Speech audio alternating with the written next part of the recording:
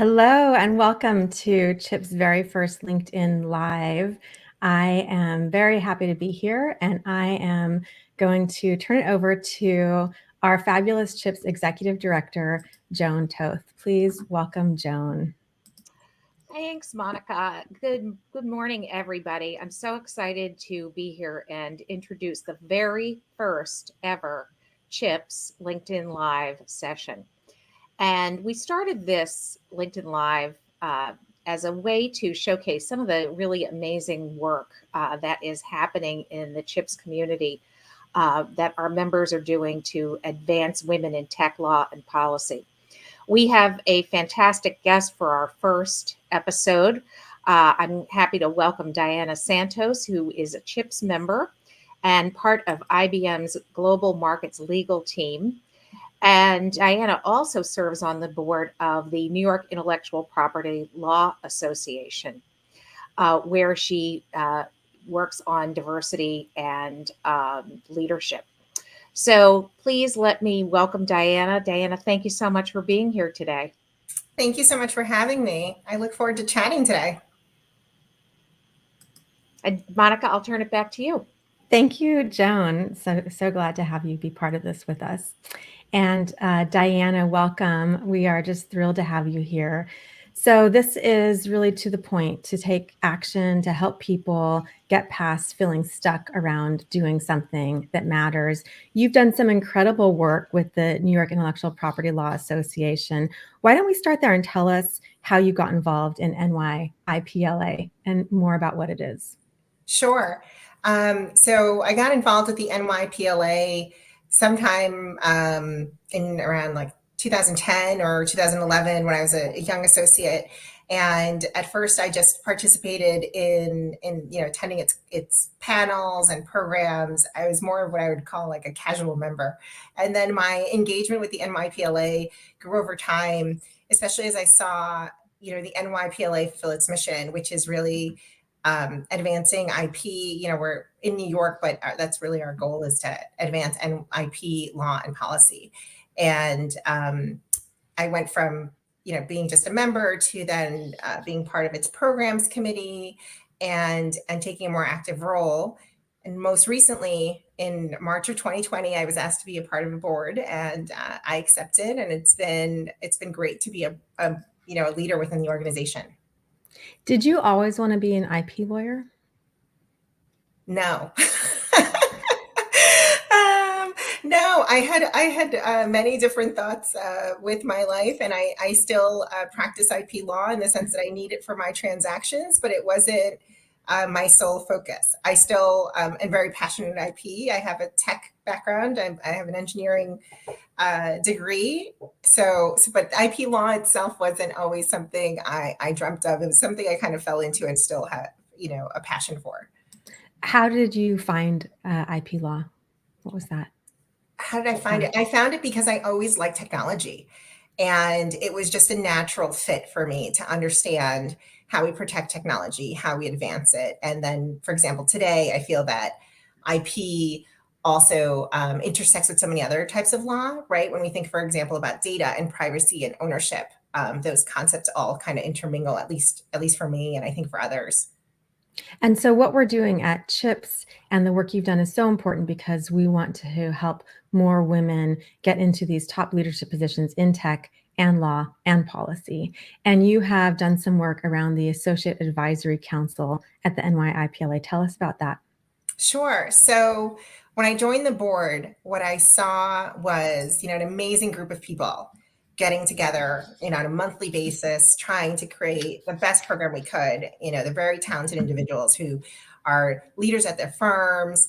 And I saw the opportunity to create a seat for other people that wouldn't naturally have access to this kind of think tank of people. And over the course of my first year, I talked to the board, my fellow board members, about creating a junior board. And that's how we came up with the Associate Advisory Council, which is really, it's a cohort of 3 individuals who get the opportunity to participate in our board meetings and really get the chance to have a voice in our programming, in our next steps, and really gain leadership skills on a very active basis, weekly, monthly, informally, formally.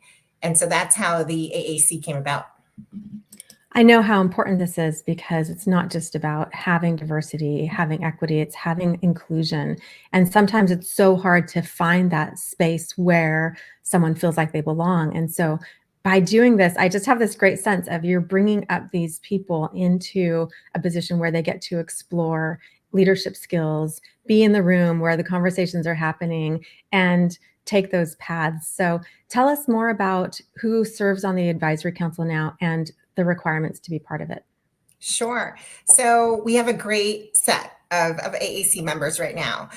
There are three of them. We have Eric Greenwall, and he is an associate that works on biotech. We have Christine Latour, who has her own law practice, Latour LLP.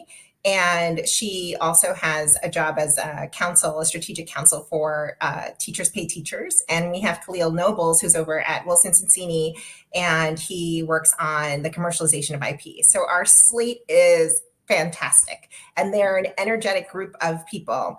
In their first year, they kind of brought forth this idea of access to leadership and had a networking event so that people could get to know the board on an informal basis, not where we're talking about a particular substantive IP issue, but where we're talking about the future of NYPLA and how we've gotten to where we are in our careers. And that was an amazing opportunity for the AAC who planned it and worked so hard on it, but also for others who attended that program.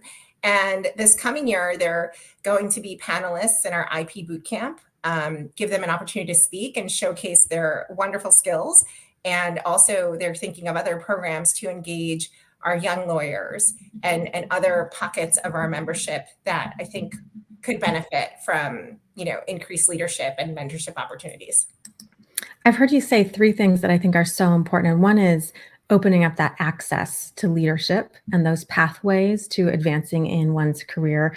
I also heard you say speaking opportunities, which is fantastic because it just helps someone decide what they like about something and really step into that, the more access in the job and getting, recognized for the work that they do. And then introductions, expanding their network, having this access to the board so they can find out if it's right for them or what other opportunities may exist. Oh, 100%. I mean, those are kind of the keystones in my mind to the success of this program. So what are some things that other organizations can do to create something similar? I'm a big believer that you can make change in whatever space you are, and regardless of what your role is. You could create a junior board member board like this one. It takes a lot of intention. It takes intention and then the willingness to bring it to life. But I don't think it's an impossible task. I think it's also important to engage your allies in this space.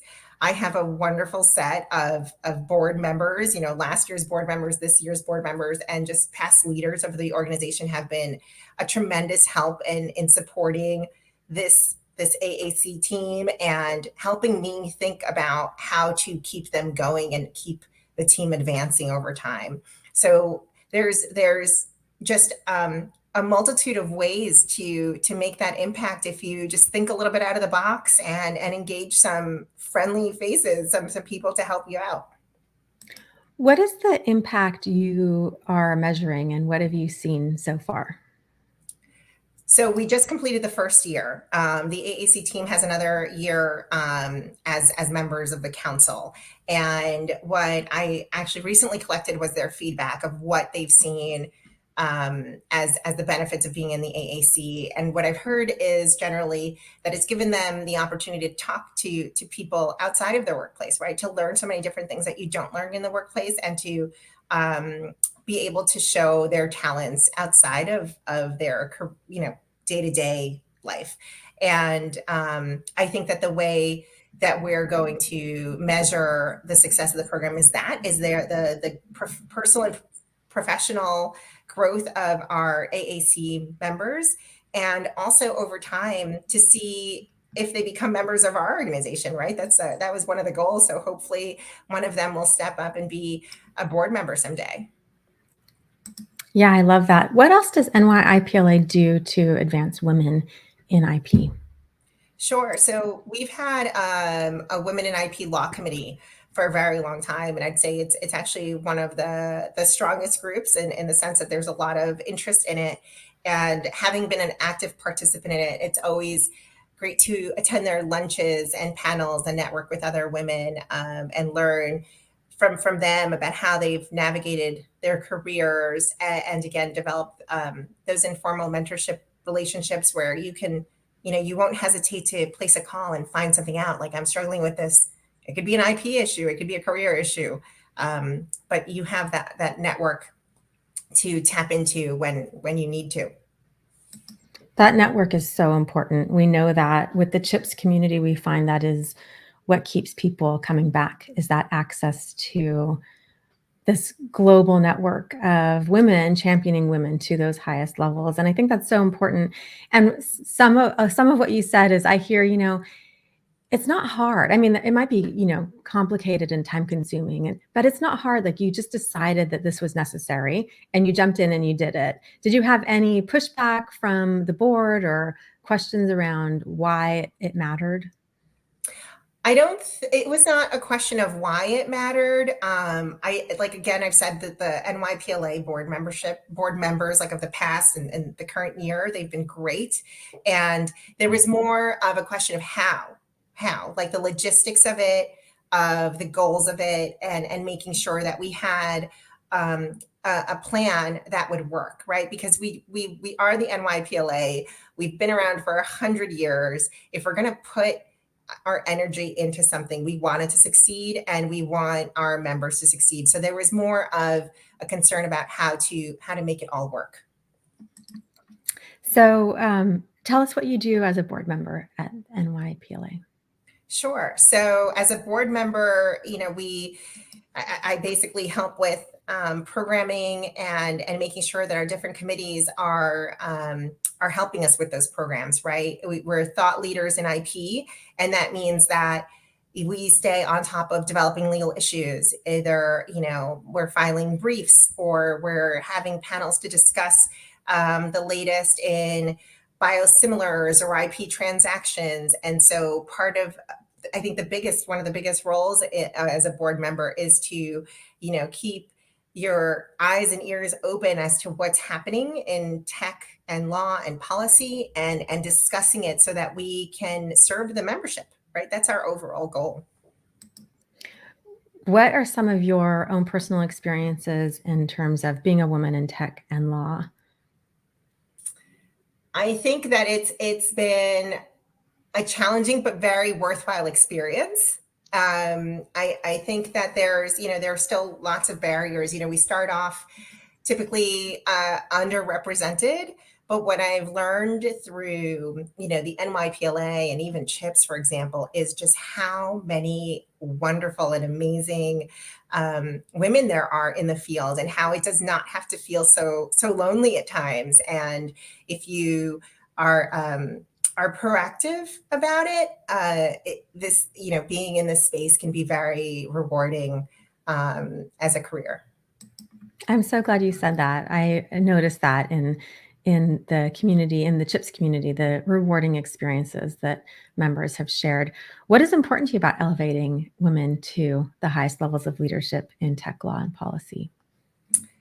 I think that we need to be part of the conversation, right? If you look at like where technology is going, for example, if it's, with a new app, right? Sure, there's tons of IP issues. There's also tons of data privacy issues, for example, right? And the idea of having just a diversity of thought is critical to making sure that as we are advancing as a world, we're advancing in the direction that best serves everybody. And in order to do that, we need that diversity of thought. We need women to have the opportunity to speak and to lead.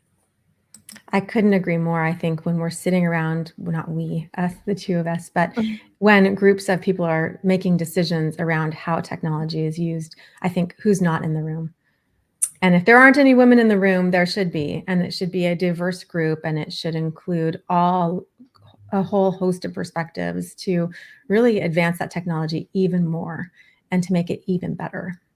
Exactly. And I mean, going back to your point about, what can you do in your space, like wherever you may be, right? For example, if there is a panel, if there is a speaking opportunity, if there's an important meeting, it's so critical to take that step back and just look around at who's participating. And if there is a voice missing, to speak up, right? It could be women, it could be some other population that is not being represented. And it's so critical to think about that, in our day-to-day lives.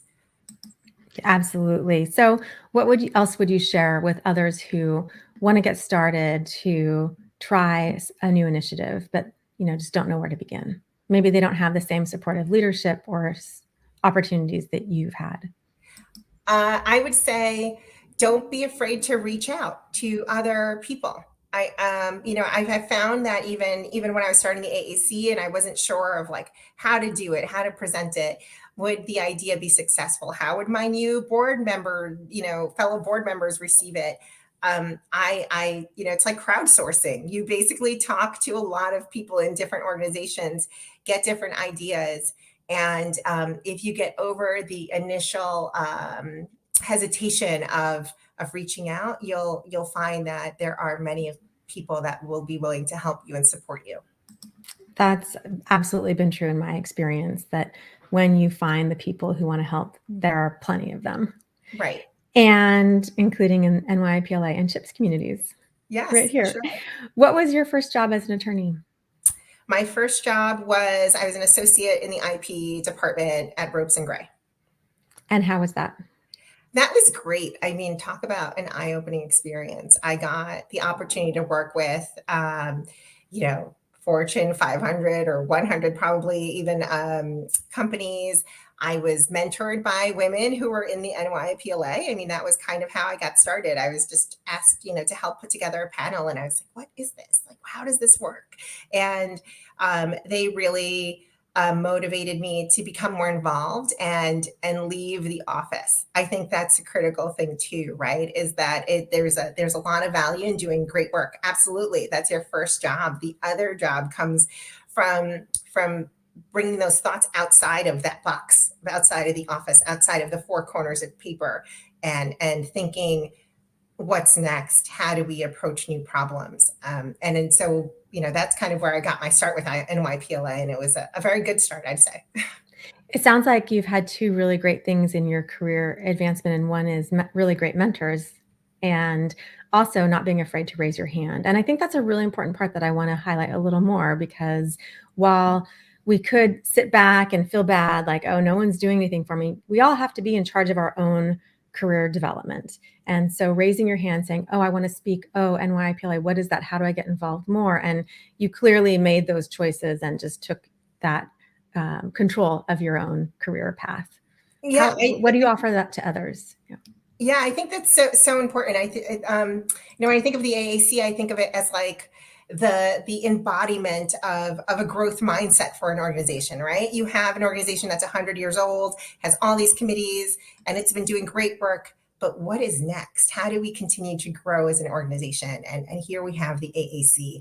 And I just love talking to even our AAC members who are, suggesting to me, we need to do, panels on crypto and blockchain and NFTs, and they need to be even hotter topics. It's a great thing if you just keep growing and embracing change, because that's really, what drives innovation and drives collaboration and so many other great things.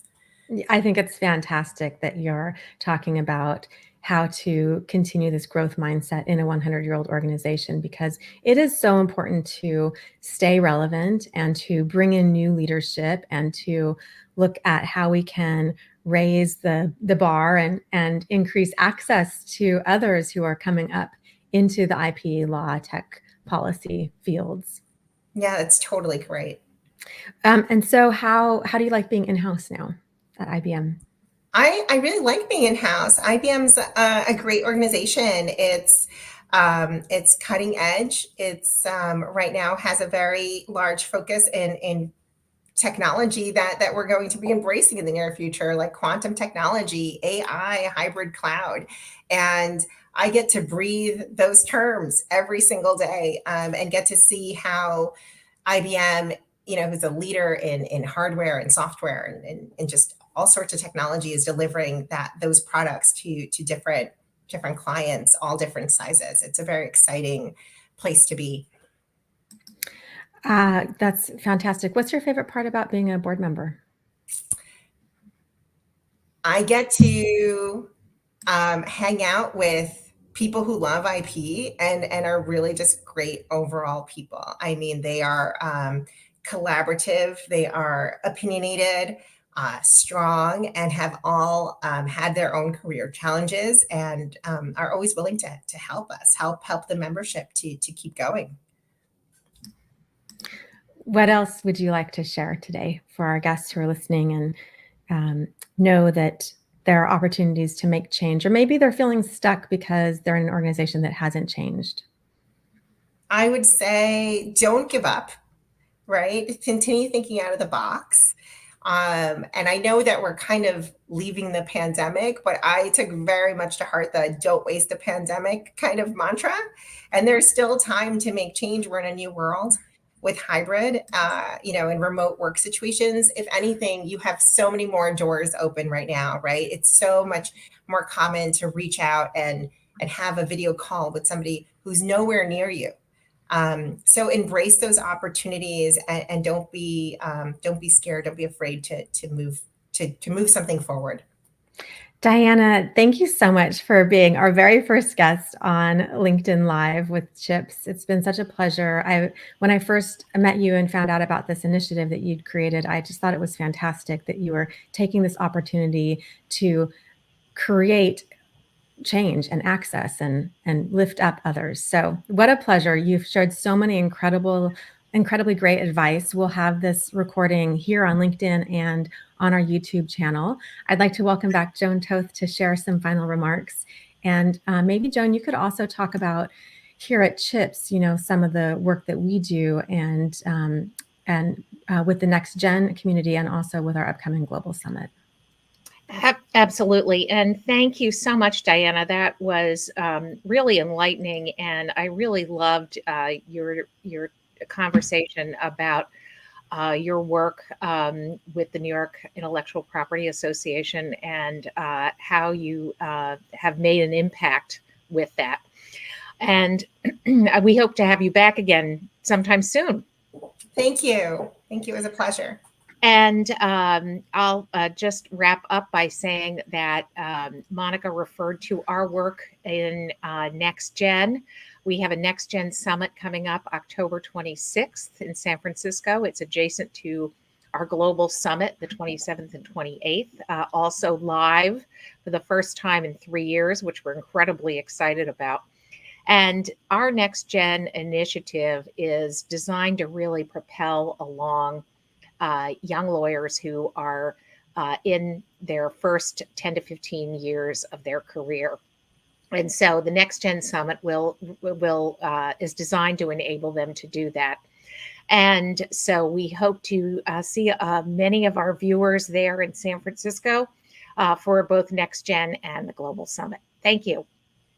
Thank you. Bye. Bye. Thank you, Joan. And thank you, Diana. We'll be back here on Thursdays at 9 a.m. Our next guest next week is Melissa Andrew, who is Chief Diversity Officer and Chief Client Relations Officer at Dorff and Nelson. And it's been such a pleasure. Thank you both. Thank you.